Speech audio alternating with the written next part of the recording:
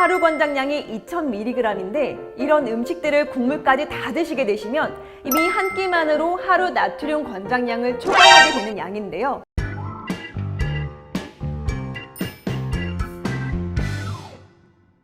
안녕하세요. 여러분의 건강 고민, 궁금증을 모두 해결해드리는 임상영양사 정선아입니다.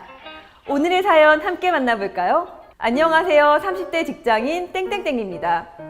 얼마 전 고혈압 판정을 받아 덜 짜게 먹으려고 평소에 노력하고 있는데요.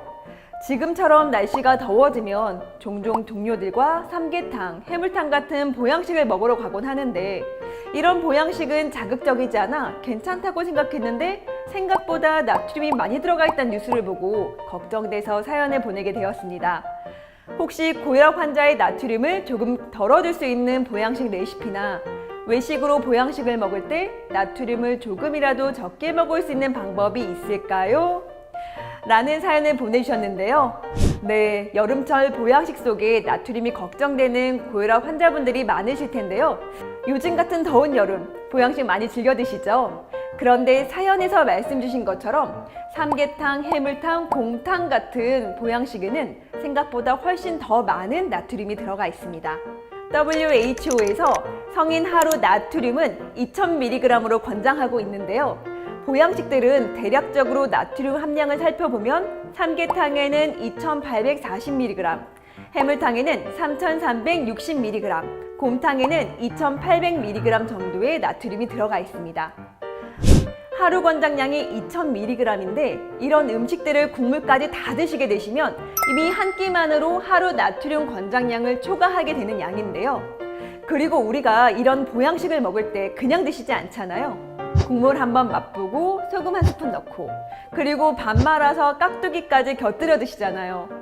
그렇다면 사실 말씀드린 나트륨 함량보다 더 많은 나트륨을 드시고 계셨던 겁니다. 그래서 오늘은요, 사연 주신 분처럼 보양식 나트륨이 고민이신 분들을 위해 걱정을 조금 덜 수 있는 저염 보양식 레시피 소개해 드릴게요. 보양식 하면 가장 생각나는 음식 삼계탕이죠? 저염 삼계탕 레시피 알려드리겠습니다. 삼계탕 재료로는요, 대추, 마늘, 약재, 누룽지, 닭 가슴살입니다. 자, 먼저 냄비에 각종 재료와 마늘을 넣고 푹 끓여주세요. 약재는 인삼, 황기, 대추 등 우리가 삼계탕을 만들 때 사용하시는 약재들 똑같이 사용하시면 됩니다. 육수가 끓는 동안 우리의 주 재료, 닭가슴살을 달군 팬 위에 올려 겉면을 익혀줍니다. 삼계탕에는 원래 닭 한 마리가 들어가잖아요. 그런데 오늘은요, 닭가슴살만 이용하겠습니다. 닭가슴살을 사용하시면 훨씬 더 담백한 삼계탕을 드실 수가 있어요.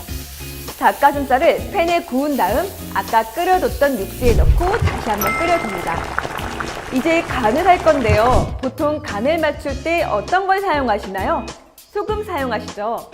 소금 1g에는 406mg의 나트륨이 들어가 있는데 너무 많은 양을 사용하시면 나트륨 함량이 높아지기 때문에 적당량 사용하시는 것이 좋습니다.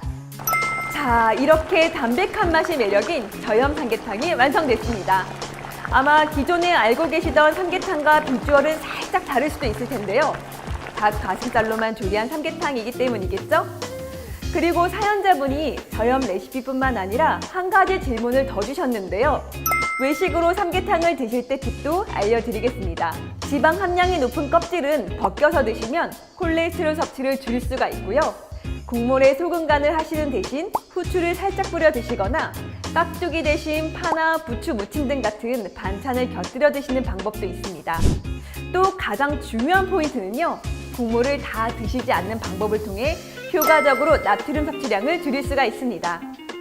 자, 이렇게 저염 삼계탕 레시피와 삼계탕 외식 시 나트륨을 줄이는 팁까지 알려드렸는데요.